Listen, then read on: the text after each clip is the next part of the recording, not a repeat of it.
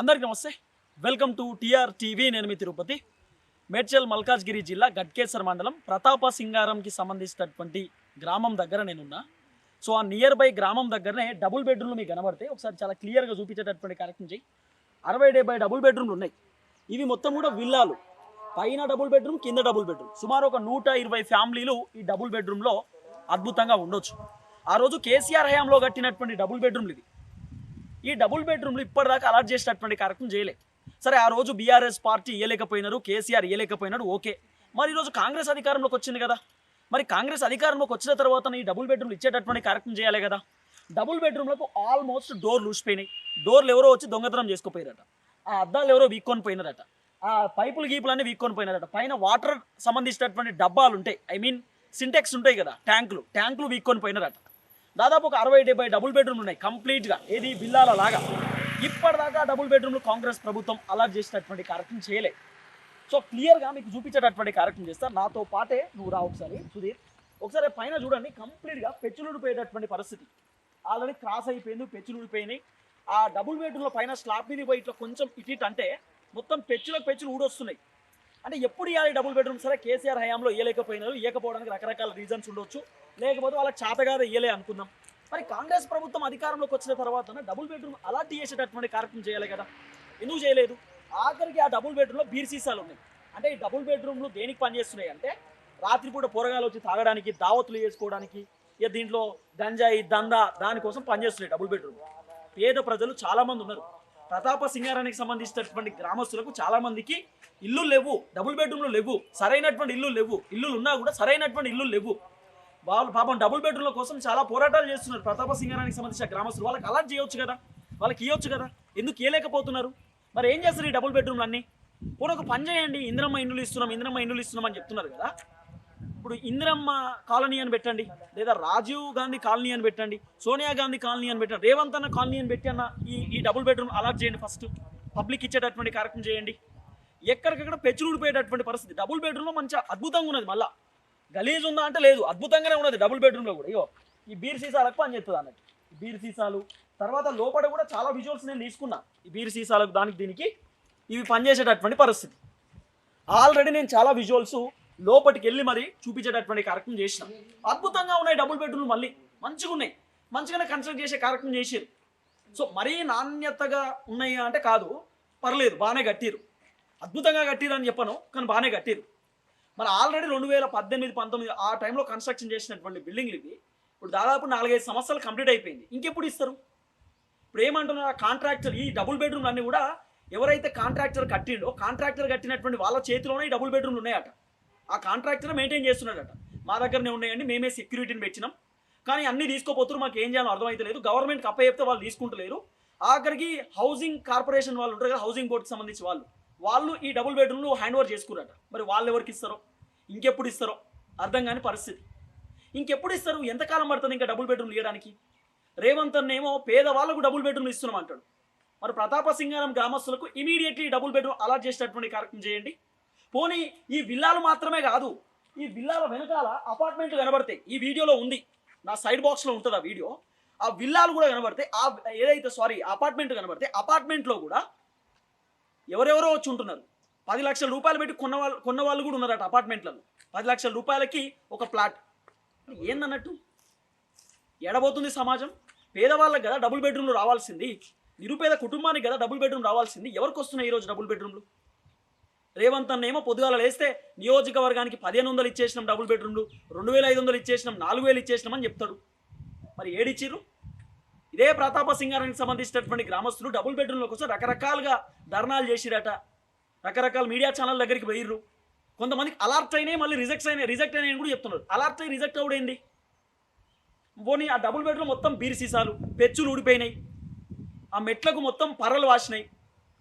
పైన పోతే ఇట్లా బూడబీకి తీస్తే మొత్తం ఊసిపోతున్నాయి ఏడికాడికి. పైపులు గీపులు అన్నీ వీక్కొని పోయారు. ఆ కిటికీలకు గ్లాస్ ఉండే కిటికీలు కూడా వీక్కొని పోయారట. ఏది ఉంచే పరిస్థితి లేదు.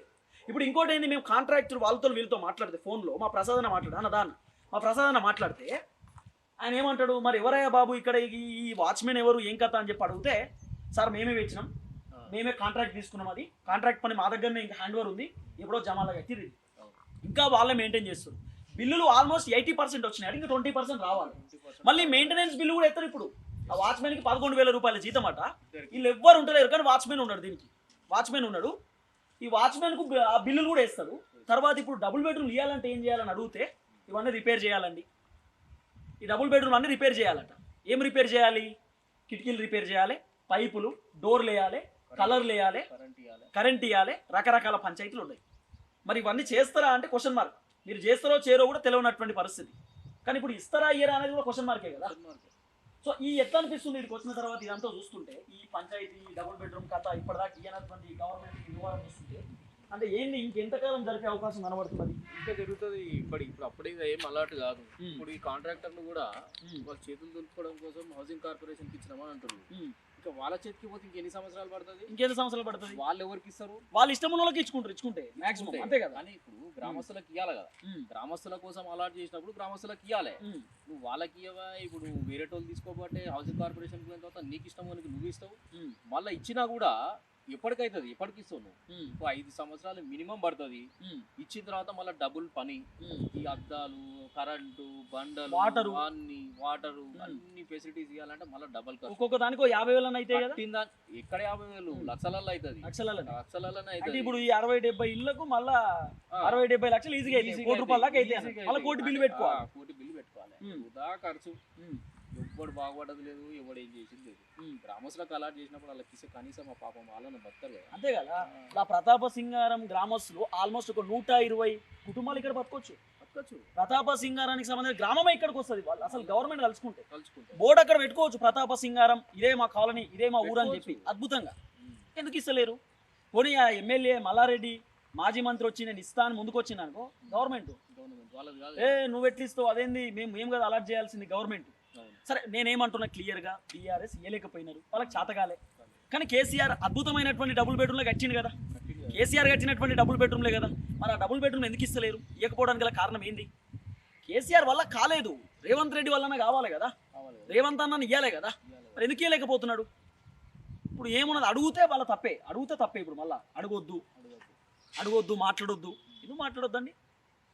అలాట్ అయినట్టు కాకుండా నువ్వు మూసి బెల్ట్ అని చెప్పి మొత్తం వాళ్ళందరినీ తీసుకొచ్చినావు కదా. అవును, వాళ్ళకి అలాట్ చేసినా అంటున్నావు. కేసీఆర్ కట్టిన కట్టడాలల్లా నేను వాళ్ళకి ఇస్తా అని చెప్పి ఇచ్చినావు కదా. ఇప్పుడు మనం చూస్తున్న డబుల్ బెడ్రూమ్ వల్ల ఒక్క బ్లాక్ లో 32 ఉంటాయి.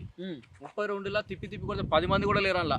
ఒక్క బ్లాక్ లా జస్ట్ మీద కనబడతాయి. మళ్ళీ ఏంద్రా అని చెప్పి వాడి దగ్గర పోతే అన్న కొనుక్కుంటావా? 10 లాఖ్ 12 లాఖ్ 10-12 లక్షలు. అంటే ఇక నీకు ఏడ న్యాయం ఉంది, ఏడేముంది? నిరుపేద అట్లనే ఉంటాడు. ఏ గవర్నమెంట్ వచ్చినా ఎవ్వరికి ఏం చేసేది మన నచ్చినోనికి ఇవ్వాలి, ఇట్లా అమ్ముకోవాలి అంతే. ఎవరు బాగుపడతాడు అంటే మొదల దళారు ఉంటారు, బ్రోకర్ కలిపి బాగుపడతారు. జెన్యున్ గా ఎవడు బాగుపడతాడు. ఇది కనీసం అబ్బాయిని అలాట్ చేస్తే అవి ఖాళీగానే ఉన్నాయి డబల్ బెడ్రూమ్. ఇవి ఎంత నీట్గా ఉన్నాయి, ఇండిపెండెంట్ హౌస్. ఇప్పుడు ఒక పని చేయండి, పోనీ గవర్నమెంట్ కు చేత కాకపోతే ఆ ప్రతాప సింగారం గ్రామస్తులకు ఇచ్చేయండి, వాళ్ళు చేసుకుంటారు కదా హ్యాపీగా. వాళ్ళు 1 లక్ష రూపాయలు అప్పు పెట్టుకున్నా చేసుకుంటారు, కిటికీలు పెట్టించుకుంటారు, వాళ్ళే చేసుకుంటారు. అదే చెప్తున్నా, వాళ్ళు చేసుకుంటారు. ఎన్నిసార్లు పంచాయతీలు పెట్టుకోవాలి వాళ్ళు, ఎన్నిసార్లు ధర్నాలు చేయాలి, ఎన్నిసార్లు మీడియా ఛానల్ దగ్గరికి పోవాలి, ఎన్నిసార్లు గవర్నమెంట్ ఆఫీస్లో చుట్టూ తిరగాలి, మాకు డబుల్ బెడ్రూమ్లు కావాలని. ఎంత టైం పడుతుంది? సామాన్య జనము బయట ఇల్లు లేక అవస్థ పడుతుంటే, గోసపడుతుంటే వాళ్ళకి ఇప్పటిదాకా ఇల్లు ఇయ్యరా? ఏం గవర్నమెంట్ ఇది? కేసీఆర్ చేత కాలే కాబట్టి ఓడగొట్టిరు ఆయనను. రేవంత్ అన్న ఏం చేసిన అది చెప్పాలా? రేవంత్ అన్న ఏం చేసిండు? ఎందుకు ఇవ్వలేకపోతున్నాడు? అలర్ట్ చేస్తున్నామంటే ఎప్పుడు అలర్ట్ చేస్తారు? ఇంకా 2 సంవత్సరాలు అయిపోయాయి కదా గవర్నమెంట్. ఇప్పుడు ఇంకోటి ఏంటంటే, మూసీ ఏదైతే ఉంటుందో, మూసీ కాడ చాలా ఇల్లు కూల్చేసారు, FTL బఫర్ జోన్ అని చెప్పి. మరి వాళ్ళకేమన్నా ఇచ్చినా అంటే వాళ్ళకు కూడా ఇచ్చేటోళ్ళకి ఇచ్చి పడాకి ఇయ్యలే. మొన్న మొయినాబాద్ దగ్గర వాళ్ళు 111 జియోలో ఇల్లు కట్టేసిరని చెప్పి గిరిజనులకు సంబంధించిన ఇల్లు అన్ని కూల్చేసారు. వాళ్ళు రోడ్డున పడ్డారు. మరి వాళ్ళు ఒక్కొక్కరు 40 లక్షలు 50 లక్షలు పెట్టి ఇల్లు కట్టుకొని కొనుక్కొని వాళ్ళు ఇబ్బంది పడతా ఉన్నారు. వాళ్ళకి మరి డబుల్ బెడ్రూమ్ దారన్న చూపించాలి కదా. మరి అదేందుకు చూపించాలి? ఖాళీగానే ఉన్నాయి కదా, ఏమన్నా దండిగా నిండిపోయి ఇక డబుల్ బెడ్రూమ్ దొరకాయి, ఇక మొత్తం స్లాట్లు బుక్ చేసుకోవాలి, ఇబ్బంది అయితే అనుకుంటే ఏమో కదా. ఎక్కడైనా ఇదే పరిస్థితి. నువ్వు ఏ డబుల్ బెడ్రూమ్ దగ్గరికైనా పో, మనం పోదాం, ఎన్ని ఖాళీ ఉన్నాయి మనమే లెక్కిద్దాం గవర్నమెంట్ కి. వాళ్ళకి అలాట్ చేయమని ఖాళీగా ఉన్నా లెక్కిద్దాం మనం. కొత్తగా ఎందుకు?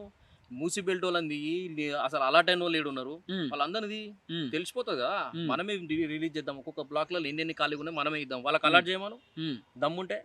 అది శాతగాని పని. ఇక వాళ్ళకి నచ్చిన వాళ్ళు 10 లక్షలకు అమ్ముకోవాలి, 12 లక్షలకు అమ్ముకోవాలి. ఇదే బాపతి ఇప్పుడున్న డబల్ బెడ్రూమ్లల్లా పేదోనికి రాదు. అది ఏం చేయాలి, బ్రోకర్ గాడు ఉంటాడు, ఆ దళారు ఉంటాడు. ఆ దళారు దగ్గర పోతే ఏం చేస్తాడు, 12 లక్షలకు అమ్ముకోవాలి. వాడు 12 లక్షలు వాడు తీసుకుని వాడు 3-4 లక్షలు ఆడు పెట్టుకుని లోకల్ లీడర్లకు ఇవ్వాలి. ఇస్తేనే వాళ్ళు అలాట్ చేస్తారు. ఇట్లా చాలా జరిగేదే దందా. అసలు నిరుపేద అనేటువంటి డైరెక్ట్ ఇవ్వడానికి అలాట్ కాలే, లక్కీ రాలేదు, బొచ్చు లేదు. ఇదే కథ. దళారు అనేటోడు బాగుపడతాడు తప్ప వేరేటోడు బాగుపడదు. నిజంగా ఇవ్వాలనుకుంటే మూసీ రివర్ బెల్ట్ లో తీసిన వాళ్ళకి ఉన్నారు కదా, అవును, ఎంతమంది హైదరాబాదీతులు 100 మంది ఉన్నారు కదా. మరి 100 మంది ఖాళీ ఉన్నాయా? 100 రోజు కూడా ఇప్పుడు ఈ రోజు ఏదో 70 మంది వచ్చిరని చెప్తున్నారు. 70 మందే లేరు. మరి మొత్తం మా మూసీ పక్కన ఉన్నటువంటి 100 కుటుంబాలను లేపడేసిండు హైడ్రా రంగనాథ్. మరి రంగనాథ్ సార్ ఇవన్నీ డబుల్ బెడ్రూమ్లే కదా సార్, ఇవ్వచ్చు కదా. ఇప్పుడు పోనీ గ్రామంలో ఉన్నటువంటి వాళ్ళకు కూడా డబుల్ బెడ్రూమ్ అలాట్ చేయవచ్చు, చేయాలనుకుంటే. గ్రామంలోనే కాకుండా ఇక్కడ హైదరాబాద్లో కూడా అలాట్ చేయవచ్చు, అవసరం ఉంటుంది. ఇప్పుడు సరూర్ నగర్కి సంబంధించినటువంటి వాళ్ళు కొంతమంది ఇక్కడ ఉన్నారు. సరూర్ నగర్ వాళ్ళు, దిల్సు నగర్ వాళ్ళు, ఎల్బీ నగర్ వాళ్ళు కూడా ఇక్కడికి వచ్చి ఉంటున్నారు. మరి అదేందో పేద కుటుంబానికి సంబంధించి ఎవరికైనా డబుల్ బెడ్రూమ్ అలాట్ చేయవచ్చు కదా, మనం చెయ్యం. అట్లెందుకు చేస్తాం? రకరకాల పంచాయతీ నడుస్తుంది. ఆఖరికి డబుల్ బెడ్రూమ్లు తాగడానికి, తినడానికి, ఎంజాయ్ చేయడానికి పనిచేస్తున్నారు. సో ఇమీడియట్లీ రాష్ట్ర ప్రభుత్వానికి మేము ఒకటే చెప్తున్నాం, మేము ఈ వీడియో చేయడానికి గల కారణం ఏంటంటే, ఫస్ట్ డబుల్ బెడ్రూమ్లు ఇవ్వండి, ఇవి ఖాళీగానే ఉన్నాయి. ఆ రోజు కేసీఆర్ ఇవ్వలేకపోయింది, మీరన్నీ ఇవ్వండి. ఇక మీరు కూడా ఇవ్వకపోతే జనాలే ఆటోమేటిక్ సామాన్లు పట్టుకొని ఇక్కడికి వచ్చి వాళ్ళు ఆక్యుపై చేసుకుంటారు. చూస్తారు, చూసినన్ని రోజులు చూస్తారు. ఈ తమాషా చేసిరు అనుకో గవర్నమెంట్, ఏ గవర్నమెంట్ అయినా, జనాలకు కోపం వస్తే వచ్చి డైరెక్ట్ ఇది మాదేరా బాబు అని చెప్పి తీసుకుంటారు. అప్పుడు మీరు ఏం చేయలేరు. ఇంకా చూద్దాం ఏం జరగబోతుందో. దయచేసి వీడియో అందరూ షేర్ చేయండి. అందరికీ నమస్తే, థ్యాంక్ యూ సో మచ్. జై తెలంగాణ.